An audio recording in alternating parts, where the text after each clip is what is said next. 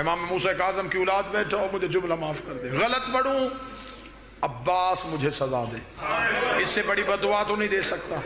اتنی بڑی بددعا صرف تیرے آنسو کے لیے دی ہے کہ تو شک نہ کرے اور رو پڑے۔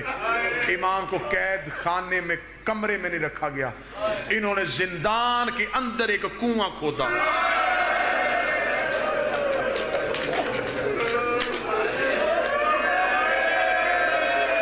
اللہ اکبر، اللہ اکبر۔ اس کنویں کے چاروں طرف انہوں نے لوہے کی برچیاں لگائی، درمیان میں زہرا کے بیٹے کو رکھنے کے بعد انہوں نے کنویں کو پتھر کے ساتھ بند کر دیا۔ میرا بارواں زیارت ناہیہ میں کہتا ہے، میرا سلام میرے اس غریب پہ جو کربتیں لیتا تھا تو پہلو میں برچیاں چلی جاتی۔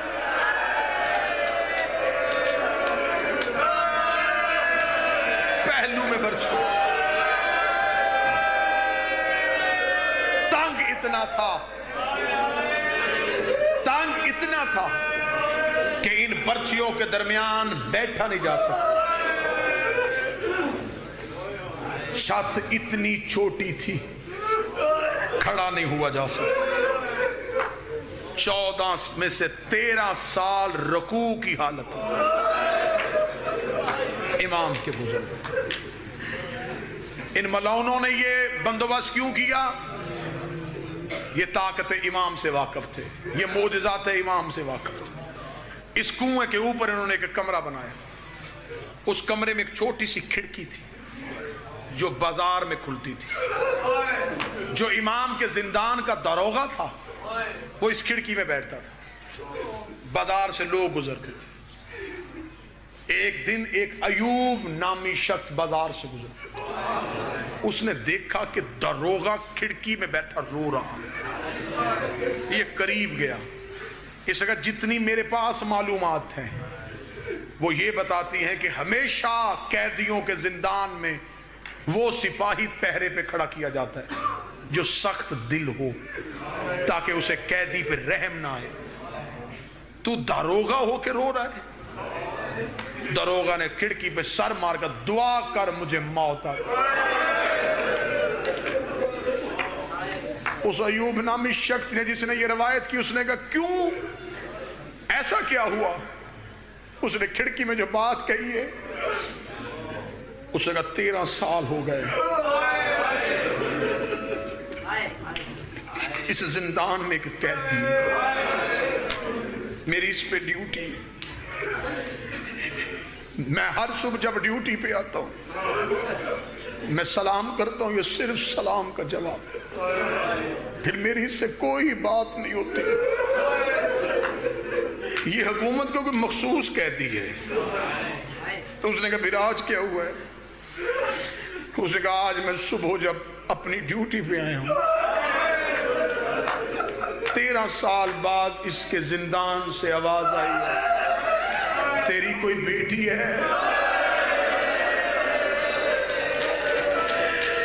وہ کہتا میں نے منہ زندان پہ رکھے گا ہاں میری بیٹی، رو کے کہتا میں نے 13 سال میں تجھ سے کچھ نہیں مانگا، ہو سکے اپنی بیٹی کو زندان میں لے کے آ، وہ تھوڑی دیر مجھ سے باتیں کرے۔ میں نے کہا بیٹی میری ہے، تجھے کیا ملے گا؟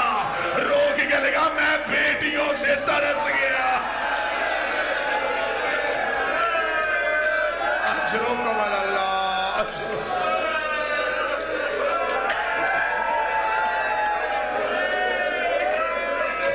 بی بی ماتم قبول کرے، علی کی بیٹیاں، میں ترس گیا،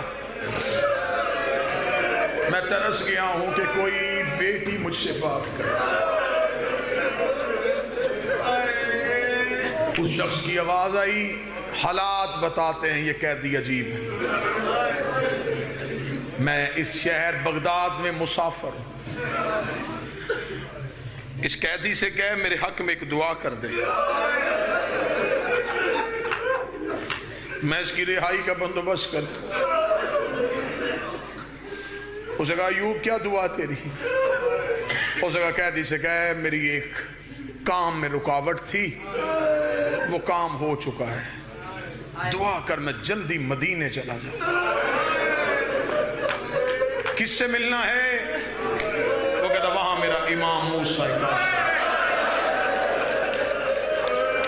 اس سے کہ دعا کر میری امام سے ملاقات ہو جائے. اتنا کہنا تھا یا زندان سے موسیٰ کاظم کی آواز آئی ایوب کل تیری دعا قبول ہو جائے گی. ایک کام تو بھی کرنا, زندان میں ایک کفن کا ٹکڑا لے کے آنا.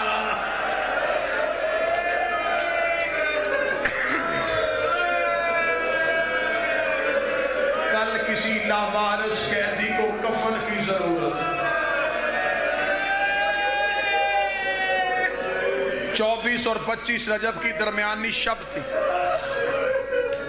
مولا کے زندان کا دروغہ کہتا ہے آدھی رات کے وقت مجھے موسیٰ کاظم کی آواز آئی.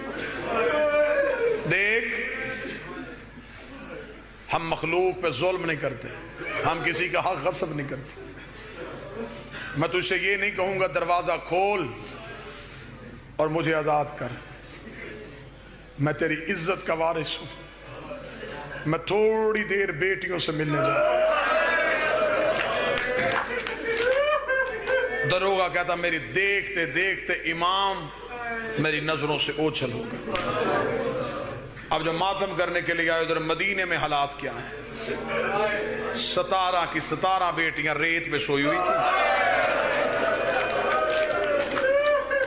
نماز شب کے لیے اٹھی ہے رضا کی ماں, یا بی بی کو صحن میں کسی کی کڑیوں کی آواز آئی ہے. بی بی تڑپ کے کہتی ہے اگر یہ سمجھ کے آیا ہے کہ اس گھر میں مرد کوئی نہیں ہے تو یہ جان لینا ہم اہل بیت نبوت ہیں. آواز آئی رضا کی ماں پہچان میں اسیر بغداد ہوں. بغداد کے قیدی کا نام آنا تھا, مجھے نہیں پتا کون بندہ ماتم کرے گا. کوئی سید بیٹھا مجھے معاف کر دینا. رضا کی ماں نے دونوں ہاتھ موسیٰ کاظم کے قدموں میں رکھے. رو کری مجھے صرف اتنا بتا رہنے آیا ہے یا ملنے آیا ہے؟ امام کی آواز آئی زہر مل گئی میری آخری رات ہے. رو کے کہتی میں منت کرتی ہوں پھر بیٹیوں کو دیکھ لے جگانا نہ. امام کی آواز آئی ملنے کیوں نہیں دیتی؟ رو کہتی کتنے سال ہو گئے تجھے قید میں؟ فرمایا 14. فرمایا 14 سالوں میں 28 عیدیں میری بیٹیوں نے دروازے پہ گزاری ہے. رو رو کے کہتی ہے اماں ہر کسی کا باپ آ گیا, ہمارا بابا نہیں. حوصلہ حوصلہ حوصلہ.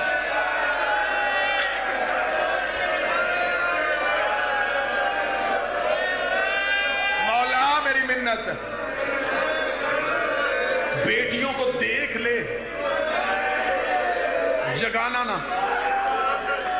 اگر میں جملہ پڑھ سکا اور تو برداشت کر سکا. امام کمرے میں داخل ہوئے, 17 کی 17 ریت پہ سوئی ہوئی تھی.